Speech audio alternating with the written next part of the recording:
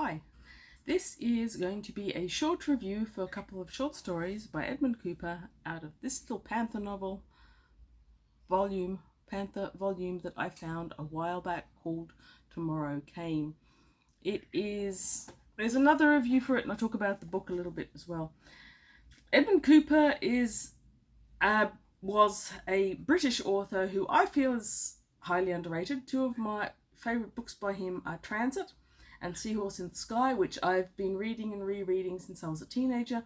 You don't hear a whole lot about him, but maybe that's just because there's so many authors from the classic or golden age or whatever they are. And you just don't hear about most of them, I'm coming to realise. So this is copyright 1963, and I've already got a review out there for the first story, which is Welcome Home, about landing on Mars. The second one in the series is called Death Watch. Now, if you try to research Edmund Cooper and his short stories, you'll find that the internet information is fairly sparse and often contradictory. So Death Watch was published in Tomorrow Came, and apparently in another collection called Jupiter Laughs. It may be that those are the only times it was published. And somewhere out there on the interwebs, there's a claim that it's from 1979, which I think is highly debatable. I think we're going to go with 63 here, or earlier. So it was Death Watch, specifically, number 2 in this volume, was actually at one stage filmed as, there we go, 1979 is the date at which it was filmed or made as part of a series in what I think is Italy, Alessandro Blasetti. It would make an excellent story. So Cooper often his science fiction often depicts unconventional heroes and unconventional circumstances or unfamiliar or remote environments. Death Watch starts with a complete hook, in that it starts with a hole in a desert, and it describes this well going down into the ground, and there's all these warnings against approaching it, and I think it's 5 or 6 different languages. But if you did that, you stood a high chance of being blasted out of existence. Having hooked you into the story, Cooper then takes you down into this well. Oh yeah, spoilers. I'm spoilering it. What can I say? It's from 63.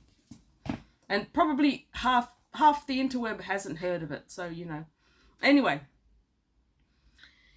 he takes you down this well into what is this basically nuclear monitoring and controlling center, and we hear that there's always someone on the Death Watch seat. You have alternating people who are there for weeks or months at a time, and then there always has to be someone monitoring it, and they're deep underground in case a nuclear war starts. They can just take over. So our main character is Guarnerius. I think I'm probably mispronouncing that, but anyway. He's near the end of his duty, and he's sitting in the hot seat, and all of a sudden the notification comes in that missiles have been launched from Russia or the Eastern Bloc. And so he goes through the steps, and he watches those lights go from a happy, calm green through amber into red, and he's hitting the buttons, and he's sending missiles out, and he watches New York being exploded and realizes that his family's probably gone. And he's going through all these steps. And so the Death Watch is an actual Death Watch, as he watches the whole world explode, and then he finally launches the missiles. It means that probably there's going to be nothing left at the end of it. Then he's told to recall them, which basically means exploding them in mid-air, which will leave the US entirely vulnerable because they've got no more missiles. And at the end we find out this is actually a simulation that's run for every new person who's in the hot seat. That was a spoiler. That was a terrible spoiler. I'm sorry. But how many of you are going to read it?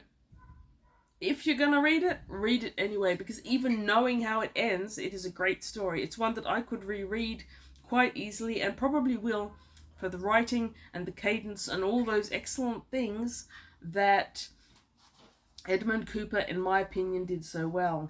So the third story in this volume is called The Piccadilly Interval, and I found that an immensely exciting story. So it's told point of view of this guy. He's a writer. He went to hang out with a friend of his and pick up this mini recorder that his friend had loaned. Remember, 1963, mini tape recorders are as science fiction as nuclear holocaust. In 63 was before Walkman even, let alone mini recorders. So he goes to pick up this recorder, and then he catches a train to Piccadilly or from Piccadilly, and I can't remember which one. It doesn't much matter. Piccadilly station it is. And while he's on the train, he decides to test his recorder, but he forgets that he does that because something momentous happens on this train. When they arrive, they realize that everyone there has lost 10 minutes. Their watches are all set to show that they have had 10 minutes more time than they have actually experienced, and what's more, there appear to be people missing from the carriage. And the way it's told is very